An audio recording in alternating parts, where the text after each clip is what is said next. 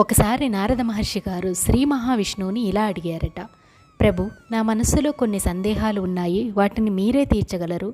దయచేసి ప్రభు నా సందేహాలను తీర్చండి అని అడిగారట. అప్పుడు మహావిష్ణువు, నారద, నీ సందేహాలను వివరించు అని చెప్పారట.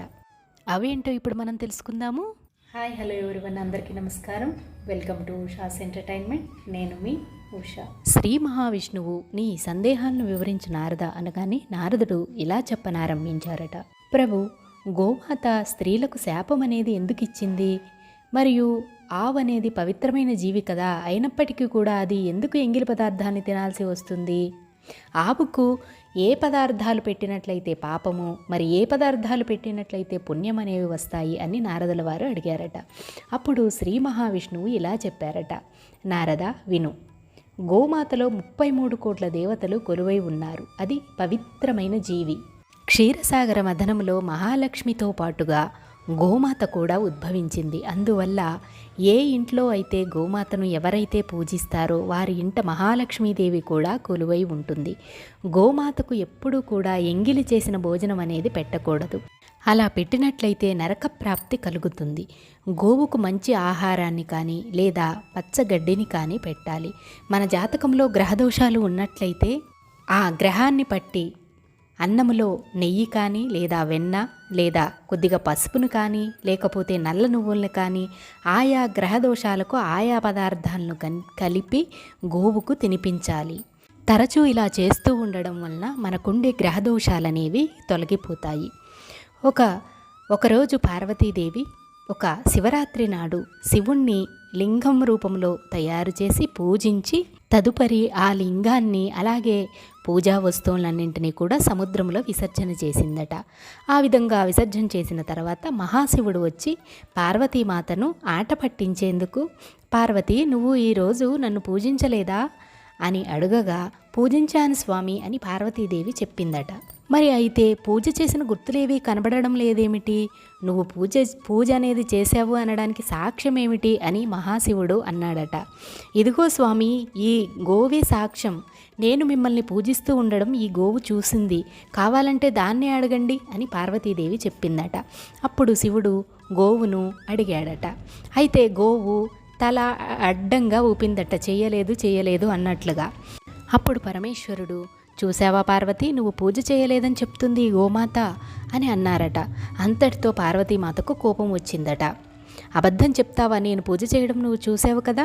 ఏ నోటితో అయితే నువ్వు అబద్ధం చెప్పావో అదే నోటితో నీకు మంచి భోజనం దొరికినా సరే నువ్వు ఒక్కొక్కసారి ఎంగిలి భోజనమే చేయాల్సి వస్తుంది. ఈ నోటితో అబద్ధం చెప్పినందుకు ఇదే నీకు శిక్ష, కానీ నీ మంచి గుణాలు మాత్రం అలానే ఉంటాయి అని పార్వతీమాత వరం ఇచ్చిందట. ఇక గోమాత మరి స్త్రీలకు ఎందుకు శాపం అనేది ఇచ్చిందనేది ఇప్పుడు తెలుసుకుందాము. సత్యయుగంలో మానవ శిశువులకు కూడా పుట్టిన వెంటనే నడిచే శక్తి అనేది ఉండేదట.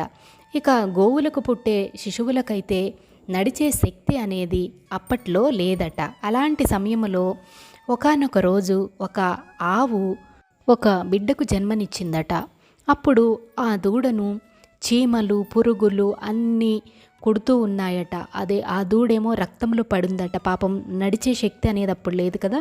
ఆ విధంగా పడి ఉన్నప్పుడు ఆ ఆవుకి చాలా బాధ అనేది కలిగి ఆ ఇంటి యొక్క యజమానురాలు నందిని అనే ఆవిడని రక్తంలో పడి ఉన్న తన శిశువుని తీసి శుభ్రం చేయమని ఎంతగానో వేడుకుందట.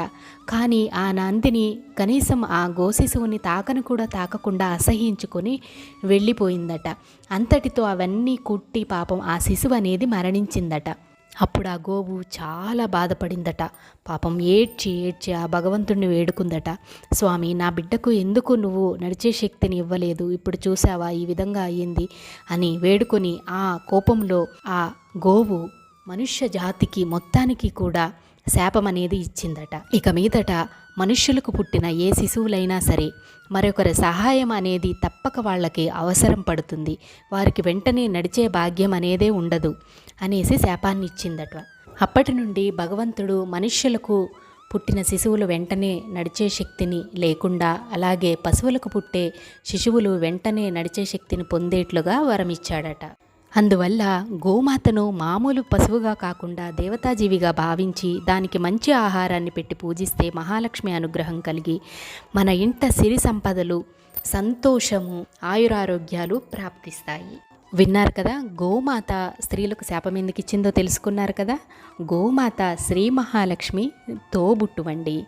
గోమాతను పూజించినట్లయితే మహాలక్ష్మి ఎంతగానో సంతోషిస్తుంది. మీకు ఈ వీడియో నచ్చినట్లయితే మర్చిపోకుండా వీడియోని లైక్ చేసి షేర్ చేయండి. Thank you for watching.